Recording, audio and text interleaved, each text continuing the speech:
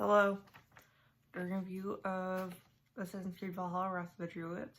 My next video will either be of Call of Duty Cold War or Siege of Paris, which is the other DLC.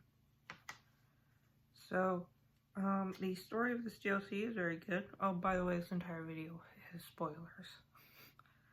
The story is very good. I liked it. It's not like it's, there's a guy, you help your cousin, and stuff. I'm not gonna talk about that much. Then we have the gear. There's lots of new gear, including gear based off of gear, like other countries, like, gear from Russia, like called Rus gear. There's Egyptian gear you can get. It's really cool. You get it for trading, which I'll talk about next in the activities section of the video.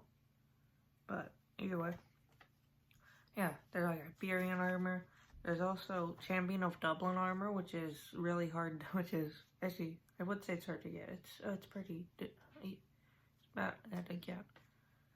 To get it, you have to.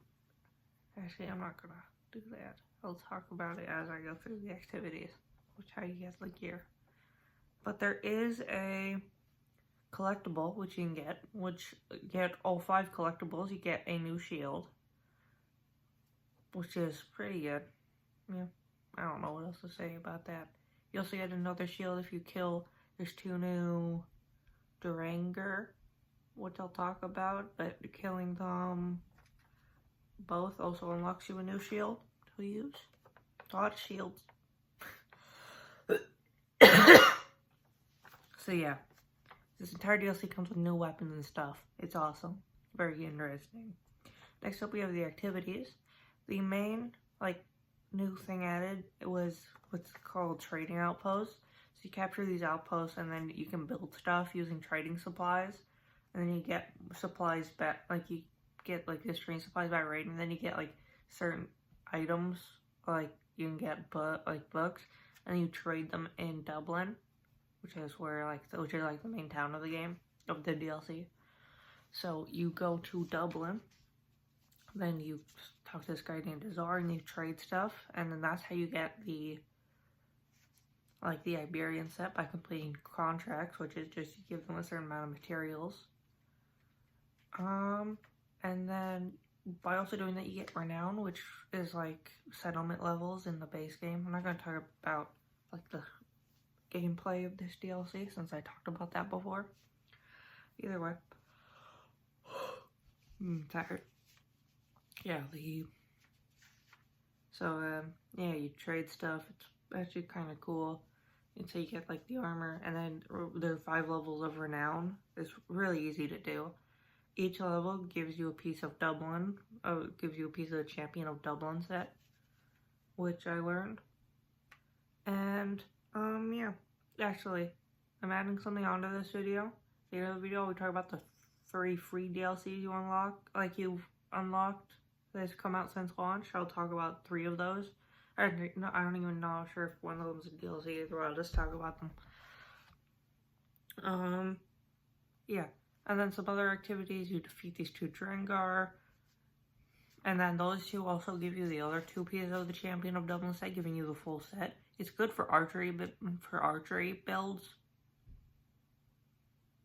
That's about it. It's actually pretty good normal armor. Yeah. Yeah, that's the activities. There's obviously still new collectibles and stuff. Next up we have the map. The map is Ireland, or at least most of Ireland. It's not the entire island of Ireland. But it's very interesting. There are 4 regions. I don't remember any other. I remember 2 of them are named, and that's Ulster and Dublin. Yeah, Dublin is the main city. There's, I don't remember how many trading outposts. Each of them give you different materials. Actually, some of them give you the same ones, but that's just so you can get more materials. Yeah, the map has a lot of cool locations. There's a lot of druids. Next up, I want to talk about, there's a new version of the Order of the Ancients. It's not related in any way, it's just like a new order menu area called Cult of Danu. Danu. They are basically a group of druids and that want to take out all the Christians and all the people who aren't like them. They're like good druids as well. They're not as involved in the story because they're not evil. Yeah. The evil druids. Yeah, the Cult of Danu. You take out some of them in the main story, like you take out their leader in the main story. Spoiler alert, it's like, I forget his name. He's like the head Christian guy in England, head guy of the church. Either way. And then the other ones you can just find by, getting clues. The clues, there's not as many. There's like 4 max. And like, they're pretty easy to do. I'm trying to get them all. And then instead of getting order medallions, you get bloody resin. I don't know what it does when you get all of them. But yeah. Next up, there are a lot of new enemies in the DLC. There are these, so like in the base game, there are these enemies that will dodge your attacks and hit you with a knife. There are guys like those, except it's poison knives. There are also, all these are from the Druid faction that they added. There's a new faction as well. But you're with the Druid faction. Also, these Fire Druid guys are really difficult. They're not like super difficult, but they're pretty difficult. They just light you on fire. Not as bad as poison. There's also these guys, I forget what they're called. It's like I think it's werewolf in the codex, but I don't know what they're actually called in the game. They're scary looking, but it's quite difficult. Mostly because they jump around and they can hit you for a lot, and then it's just annoying. There are a couple bosses. There's not that many. 2 of them I can remember, and those are from the end of the game. They're back-to-back boss fights. Those being King Flann, who is the King of Ireland, and I don't know her name. I think it's Kira. Kia? I don't know. I don't know how to pronounce it. But yeah, and then at the end you kill them. You kill one of them. The other one is mind controlled by the other one. It's weird. It's druid stuff. But yeah. The enemies, they're not like, they have pretty high health. It's actually, I don't think I really died during the DLC, because it's recommended level 55, but I was level 260 about when I started, so I was very over-leveled. There's a lot of new abilities as well that you can get. One of them, two new types of enemies called, I think they're called Hound Masters and Boar Masters. They each come with like a boar and a hound. Like, they also attack you. But, what was it called?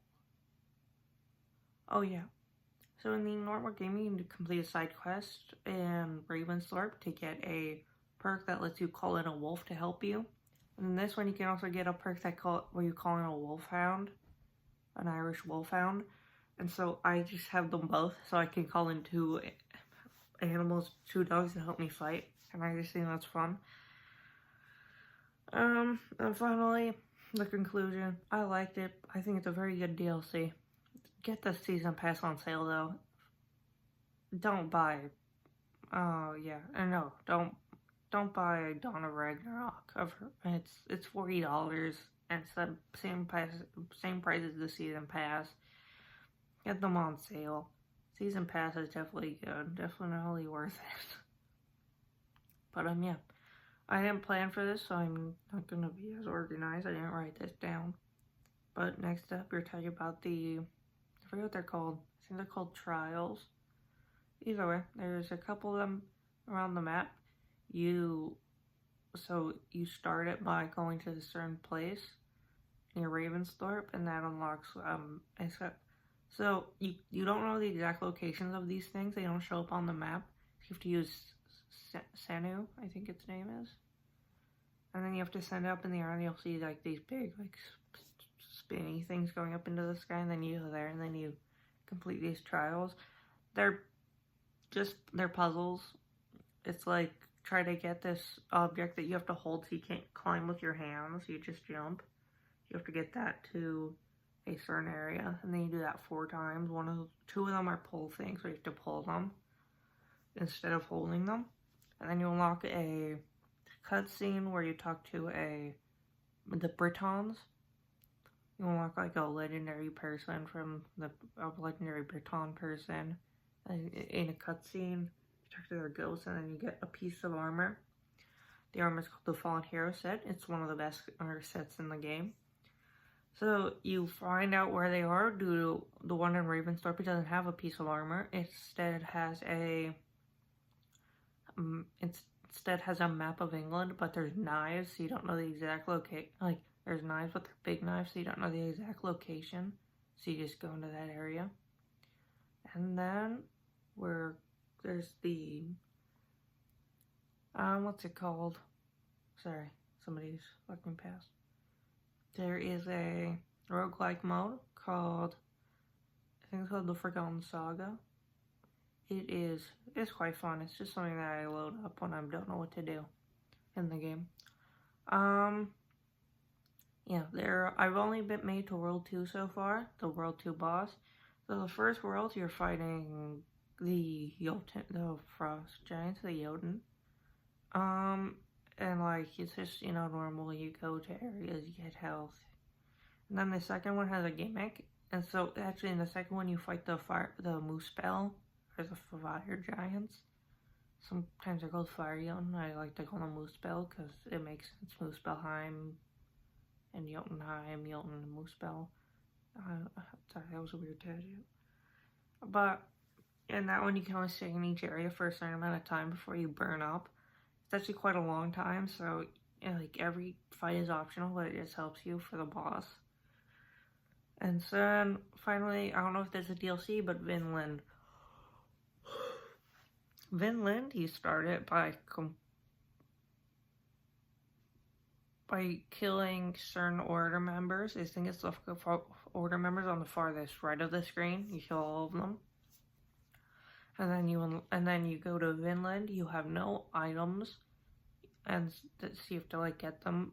There's no silver on the island, so you have to get materials to buy them.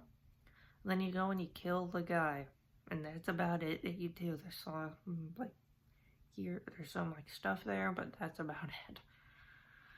So yeah, that was my video. Bye.